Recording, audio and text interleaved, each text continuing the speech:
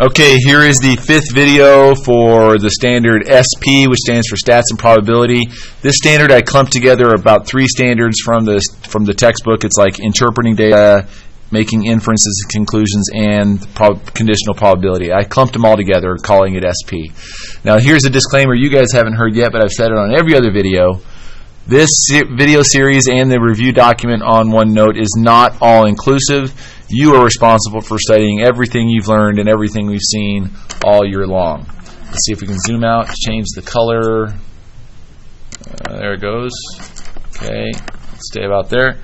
Now, here is a two-way table. It's basically we've got forest A and B, and we've got some robins and sparrows, and a total of 125. There's different questions right here, conditional probability questions that I don't like. I'm going to ask the way I taught you because, hey, you might see it this way, might understand this notation on the test. Okay? Remember what the line right there means? That means given. So what's the probability that you pick a sparrow given that they're from forest A? Okay, you guys remember how to figure this out? The probability that you pick a sparrow given that the bird is from forest A. So I taught you guys to go start from the end. So start from forest A to find this number. So 25 becomes that denominator. And then stay in that row, find the sparrows. 16. Done.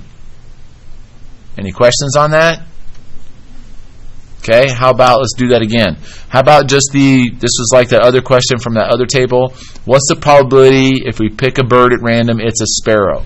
This is when you go to the marginal frequency.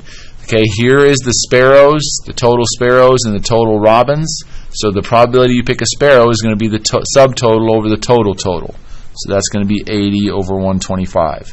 Now you can make that into a percent or you can reduce that down, but that's the numbers there and there. Make sense to everybody? I have no idea why the video is so dark on this page, but anyway, sorry. Now let's turn this around.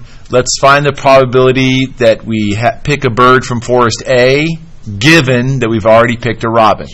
So the conditional probability, we start with the robins, the end of the robin, that's the denominator, 45, and then which ones are from forest A? 9. So you can reduce that down and say 1/5 or whatever. Okay, quick video, but that's all the concepts. Now make sure you understand how to interpret an English phrase like you see something on here and be able to transform it. Oh, there's the camera getting brighter. See, make sure you can transform the English phrase for the given probabilities into these symbols. That's one of the key things you have to do to be able to answer this correctly. All right? Okay, that's it for that video.